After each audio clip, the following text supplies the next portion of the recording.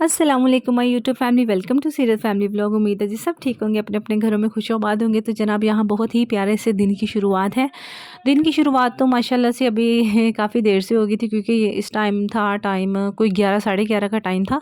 तो नाश्ता हम कर चुके थे, सीरत भी स्कूल जा चुकी थी और यहाँ पे बाजी सफाइयाँ करने वाली आ गई थी। तो मैंने कहा चले मैं ना लंच बनाने से पहले पहले आप कुछ ग्रॉसरी आई थी तो मैं वो भी डाल लूँ डब्बों में और कुछ आपके साथ भी चिट चैट कर लूँ। चलें आपको भी दिखा दूँगी। तो ये जो डिब्बा है ना मेरे पास 4 इन 1, ये काफ़ी पुराना है, मतलब कि ना इसको तकरीबन 3 से 4 माह हो गए, मैंने ऑनलाइन ही परचेज़ किया था। तो मैंने आपको दिखाया ही नहीं, तो मैंने कहा चलो ये भी आपको दिखा देती हूँ कि ऐसे मैं दालें रख लेती हूँ सारी इनमें में। तो अभी फ़िलहाल ना इसमें मसर थे तो वो मैंने निकाल ली, क्योंकि इस दफ़ा इनके बाबा मसर नहीं लेके आए। तो वो फिर मैंने ना छोटे से शॉपर में डाल के ना फ्रिज में रख दिए, डिब्बे खाली कर लिए थे। और अब मैंने मंगवाई हैं दालें, चने की दाल है, माश की दाल है और मूँग मसूर की दाल है, मिक्स करके जो बनाते हैं। और काले माश है, काले माह क्या कहते हैं, काले माह, हम लोग तो काले माह ही कहते हैं। तो वो वाली थी। तो चले यहाँ पे मैं डालती हूँ। तो ये डब्बा है तो मतलब 2500 इसके ऊपर लिखा हुआ है ml। लेकिन इसमें ना आधा आधा किलो चीज़ भी पूरी नहीं जाती, मतलब 4 इन 1 में ना फोर फोर सेक्शंस में आधा किलो आधा किलो आधा किलो आधा किलो 2 किलो होनी चाहिए ना, तो वो 2000 बन जाता है। लेकिन 25 है, मुझे इतना समझ नहीं आती, पता नहीं क्या हिसाब है। लेकिन इसमें ना एक एक जो पोर्शन है उसमें तकरीबन आधा किलो से 3-4 चम्मच कम होते हैं जो इसमें चली जाती है। तो चलें जी, यहाँ मैंने अच्छी तरह से ये मिक्स कर ली थी दाल मूँग मसूर की, क्योंकि जब ये मैं निकालूँगी तो मुझसे मिक्स तो नहीं ना होगी। तो इसे मैं इसमें डालने से पहले ही अच्छे से मिक्स कर लेती हूँ, ताकि मैं ना इक्वल इसको निकाल सकूँ। तो जी किसी गरीब ने दाल भी क्या खानी, अब तो दालों के रेट भी इतने आसमान छू रहे हैं, मैं हैरान हो गई। इतनी थोड़ी सी चीज़ें ये इनके बाबा लेके आए थे, 4 किस्म की दाल थी और साथ में पत्ती थी, नमक था और साबुन थे और एक कंडीशनर था आई थिंक, और 1-2 चीज़ और थी, टूथपेस्ट थी और बस यही चीज़ें थी। और इनका बिल कितना बना होगा आप लोग हैरान हो जाओगे। मैंने जब बिल देखा ना तो मैंने एकदम से इनके बाबा को देखा, मैंने कहा इतना ज़्यादा बिल? कहते हैं हाँ जी, तुम लोगों को बस मुँह हिलाना आता है, ये चीज़ें ला दो, बाहर जाके देखो कितनी महंगाई है। तकरीबन 3500 रुपया ये बिल बना था। इतनी हैरत वाली बात थी। तो चले जी, यहाँ पे मैंने नमक भी डाल लिया है, दालें भी सारी डाल ली थी। अब बारी है जी पत्ती की। तो पत्ती मेरा ना दिल करे कि मैं ना टेस्ट चेंज करूँ, लेकिन फिर इनके बाबा वही वाले ले आए थे तो मैंने कहा चले ये वाली यूज़ कर लेते हैं अगली बार। आप बताइएगा कौन सी ज़्यादा मज़े की होती है, फिर मैं वही वाली मंगवाऊँगी। क्योंकि है ना इस पत्ती से ना थोड़ा-सा दिल भर गया है, दिल करता है कुछ और कोई और टेस्ट की जाए। तो एक दफ़ा मैंने मंगवाई थी टपाल दंदर, लेकिन उसका कलर ही नहीं था आता, फिर मैंने वो नहीं मंगवाई अगली बार ना, फिर मैंने सुप्रीम पे आ गई। तो चलिए जी, यहाँ पे गुड़ लेके आए थे, गुड़ वाली, क्योंकि मैं चाय गुड़ वाली पीती हूँ। तो बस फिर मैंने ना पहले ही छोटे-छोटे टुकड़ों में ना गुड़ को कूट लिया था। मैंने कहा फिर ना चाय बनाने वक़्त ना हर रोज़ नहीं फेंटा-फेंटी करनी पड़ती इसके साथ। तो इसलिए मैंने एक ही दफ़ा उसको ना छोटे-छोटे पीसेज़ में डिवाइड करके तो डब्बा भर लिया। तो चले यहाँ मैंने चीनी भी डाल ली थी। अब ये सारे डिब्बे ना मेरा तकरीबन 15 से 20 दिन तो गुज़र ही जाएँगे। ये जो चीनी, पत्ती, गुड़, नमक वग़ैरह, दालों का तो शायद 2 माह ही गुज़र जाए, क्योंकि बहुत कम इस्तेमाल होती है, बहुत थोड़ी मिक़दार में इस्तेमाल होती हैं। तो चलिए जी, यहाँ देखिए मेरा सारा ऐसे किचन टिचन टाच हो गया, बड़ा प्यारा लगता है। तो आज मुझे जाना है पार्लर, तो इसलिए मैंने ना सोचा था कि मैं ना फटाफट काम निपटाऊँगी। तो चलें जी, इधर आ गई थी मेरी सीरत। तो सीरत के ना आज फेस पे फ़िश बनाई थी, तो सीरत कह रही थी मम्मा देखिए ये फ़िश मेरे मुँह के अंदर चली जाएगी, मेरे मुँह के अंदर चली जाएगी। मैंने कहा नहीं जाएगी। कहती नहीं मामा चली जाएगी, देखिए बिल्कुल मेरे मुँह के पास आ रही है। मैंने कहा नहीं जाएगी, वो पेंट हुआ है। तो बस छोटे-छोटे बच्चे, उनकी छोटी-छोटी कहानियाँ होती हैं जो कि ये सुनाना शुरू करती है, बस 1 घंटा गुज़र जाता है। तो यहाँ पे जी बाजी सफाई कर रही थी, तो मैंने कहा कि मैं उतनी देर इनसे बातें कर लूँ, उसके बाद मैं करूँगी कुकिंग। तो आप एक और हैरानगी वाली आपको बात बताती हूँ। ये जो है ना, ये जो गोलगप्पे, ये जो 5 गोलगप्पे, ये 100 रुपए के लिए थे। मैंने आज तक कभी भी नहीं ना गोलगप्पे ऐसे बाहर से खरीदे ना, तो अलीशिया ने ज़िद की, तो मैंने कहा चलो मैं ले देती हूँ। तो मैंने ना बाहर आदमी को बोला, मैंने कहा 100 रुपए के ना गोलगप्पे दे दो। उसने 5 दिए। मैं इतनी हैरान, मैं कहा हाय अल्लाह, 5 गोलगप्पे! 20 रुपए का एक गोलगप्पा, कैसा ज़माना आ गया। तो चले जी, मैंने पार्लर जाना था ना, तो इसलिए फिर मेरा था कि मैं कोई लंबी सारी हांडी ना बनाऊँ। तो बस फिर मैंने ना फटाफट साग निकाला, मैंने कहा उसको तड़का लगा लेते, क्योंकि अम्मी के घर से दोबारा मुझे साग आया था। तो इस दफ़ा ना मैंने वो भूकों वाला जो लहसुन नहीं होता ग्रीन कलर का लहसुन, उसके साथ मैंने तड़का लगाया था। तो यहाँ जब प्याज थोड़ा सा ब्राउन हुआ, उसमें मैंने लहसुन डाला, उसको भी ब्राउन करना है, उसके साथ अदरक डाल दिया, फिर मैंने लहसुन डाल दिया वो जो ग्रीन वाला था, उसको डालने के फ़ौरन बाद ही मैंने साग डाल दिया। तो साग इधर आपको फ्रीज़ इसलिए लग रहा है क्योंकि ये अचानक प्लान बना था कि साग को तड़का लगा लें, क्योंकि मैंने पार्लर वाली को फ़ोन किया था कि मैंने आना है, तो उसने एकदम से अचानक मुझे ना फ़ोन करके कह दिया कि अब भी आओगी तो सही है, वरना फिर ना 3 दिन बाद तुम्हारी बारी आएगी। तो फिर मैंने कहा नहीं, नहीं आज ही मैंने आना है, तो फिर मैंने ना ये साग को तड़का लगा लिया।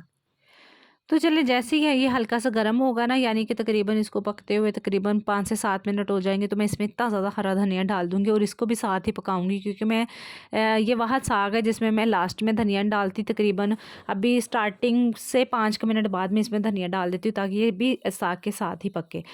तो चलिए जी, यहाँ पे जब तक ये अब तकरीबन इसको मैंने 15 से 20 मिनट साग को पकाना है, तो तब तक मैं गूँध लूँगी आटा, क्योंकि फिर ना सारे काम फटाफट निपट जाते हैं। वरना अगर मैं कहूँ ना कि एक पहले हांडी अच्छी तरह करके बाद में उसके बाद में कोई और काम करूँ, तो फिर तो बहुत टाइम लग जाता है।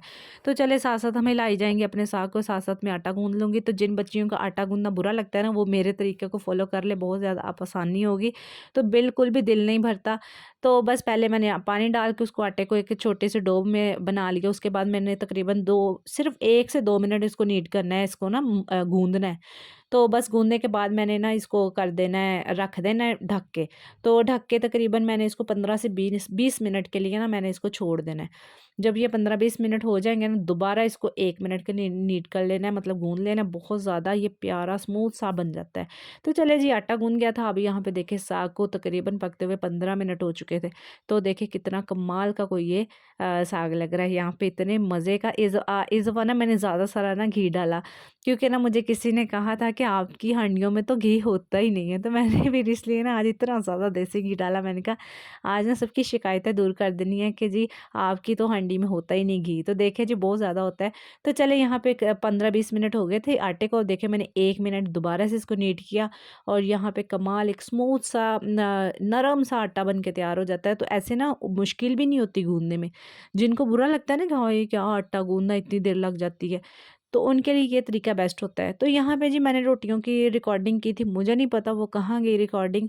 तो बस एक ही क्लिप था जो मैंने कर दिया, वरना मेरा दिल था कि मैं रोटियों की भी इसमें रिकॉर्डिंग करूँ।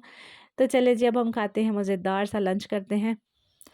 तो इस दफ़ा जो साग आया है ना अम्मी के घर से, ये पिछली बार के साग से भी ज़्यादा मज़ेदार था, क्योंकि जो पिछला साग था ना तब बिल्कुल न्यू अभी सीज़न स्टार्ट हुआ था, उसमें बाथू नहीं था, जो बथुआ होता है ना वो नहीं था डाला हुआ।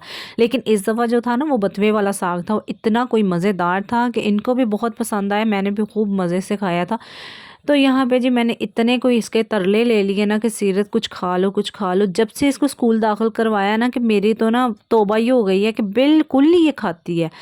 तो मैं इतने तरले इसके करती हूँ कुछ खा ले, लेकिन नहीं, वही गंदबला खानी होती है इसने, मैगी शैगी इस तरह की कोई चीज़ें खानी होती हैं।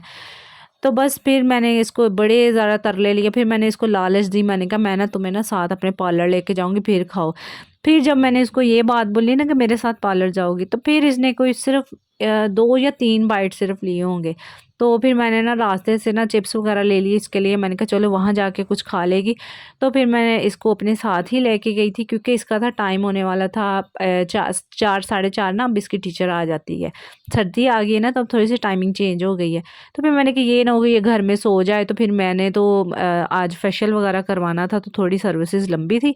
तो मैंने कहा चलो ना, मैं ये ना हो कि मेरे आते को सोई हो, तो फिर ये ना उठती ही नहीं है, बहुत मुश्किल से उसको उठाना पड़ता है। तो फिर इसीलिए मेरी मेन वजह जो इसको साथ लेके जाने की थी ना, वो यही थी, वरना मैं कभी भी बच्चों को पार्लर में नहीं लेके जाती। तो फिर मैंने कहा चलो कोई बात नहीं, घर में सोएगी तो उसके उससे बेहतर है कि वहाँ जाके ना प्ले कर ले। तो वो अल्लाह की तरफ से ना वो पार्लर वाली की बेटी भी वहाँ पे आई हुई थी आज। तो फिर वो काफ़ी इसने एन्जॉय किया, तो फिर मैंने फटाफट फेशियल-फुशियल करवा कर वो के फ़ारिग हो गई। तो शादियों का सीज़न है ना, तो पार्लर में काफ़ी रश है makeup, bridal makeup, party makeup. तो बस फिर ना वो फेशियल और मैनीक्योर, पेडीक्योर के ना बहुत कम कस्टमर पकड़ रही थी। तो मैंने फिर कहा, मैंने कहा नहीं बस मेरा कर दो मैनीक्योर, पेडीक्योर और फेशियल। तो फिर आज उसके पास ना मेकअप कुछ कम आए थे, मतलब शाम के थे, बस दोपहर में कोई उसके पास मेकअप नहीं था। तो कहती फटाफट आओ और आके करवा के चली जाओ। तो फिर मैं ना घर आ गई, तो देखिए जी यहाँ जब मैं घर आई हूँ ना, तो मैं इस अपनी क्यूटो को देख के ना कसम से दिल ही मेरा तो हो गया। मैं कहा या अल्लाह, जिनकी माएँ नहीं होती उनके बच्चे कैसे पलते होंगे, ऐसे पलते होंगे जैसे ये इस टाइम पड़ी हुई है। देखिए बेचारी के इसके पापा ने इसको सुलाया, ना उसके जूते उतारे हैं, ना उसके सर के नीचे कुछ सराहना है, ना उसको सीधा करके लटाया। देखिए कैसे टेढ़ी-मेढ़ी करके बेचारी मेरी बेटी सुलाई हुई है। तो चले जी यहाँ पे ना सीरत की आ गई थी टीचर, तो मुझे नहीं पता कि सीरत को आज क्या हो गया है। आज नहीं, तकरीबन इसको 1 हफ्ता हो गया इसने तंग करना शुरू किया है। एक ज़रा नहीं पढ़ती। मैं कहती बेचारी टीचर कभी इसको पोएम सुनाती है, कभी इसको डांस करके दिखाती है, कभी इसको मतलब डांस से मुराद कैसे ऐसे पोएम्स के साथ जो करते हैं ना, एक्सप्रेशन देते हैं वो करती है, कलरिंग करती है कि कुछ तो करके ये देख ले, लेकिन नहीं, इसने तो बस पता नहीं क्या है। तो चले जी यहाँ मैं टीचर के लिए बना रही थी चाय, और इधर बन रही थी अलीशर की मैगी, और वहाँ जो साग था ना मैंने अभी दिखाया, तो दोपहर में खा लिया था। अब किसी ने नहीं था खाना, तो मैं वो डाल के डिब्बे में, तो मैं रख दूँगी उसको फ्रिज में, क्योंकि डिनर आज पता नहीं क्या होगा, अभी देखते हैं क्या होगा डिनर। तो चलिए जी यहाँ पे चाय और मैगी दोनों रेडी हो गए हैं, तो प्लीज़ ये दोनों कोल्लों का ना भी इग्नोर कीजिएगा कि ये किस में बना रही हैं। तो जो थोड़ी चीज़ होती है ना, वो इसी तरह हर घर में ऐसे ही बनती है, छोटे-मोटे कोल्लों में बनती होती है। तो चलिए अब हम करेंगे अपनी चाय एंजॉय। देखिए जी सीरत चूची लेके बैठी हुई, यानी कि पैसिफाई टेबल पे रख के बैठी हुई है। इतनी ये ज़िद्दी हो गई है ना कि इसने पैसिफाई लेनी है, तो फिर ही इसने जाके पढ़ना है। तो मैं अब ये लेके आई थी मैं अपनी चाय, और यहाँ पे ना हुस्ना उठ गई थी। तो हुस्ना ने मुझे देखा था दोपहर का, मतलब जब मैं पार्लर गई थी ना उससे पहले का देखा था। तो वो ऐसे खुश हो रही थी कि जैसे ना मम्मा कोई 3-4 महीने बाद आई है, ऐसे मैं तो देख के खुश हो रही थी। तो मैं कह रही थी हाय, अगर मैं अपने बच्चे छोड़ के कहीं 1-2 दिन के लिए कहीं जाऊँ तो बच्चों का क्या हो? बस बेचारे बच्चे तो पागल ही हो जाए।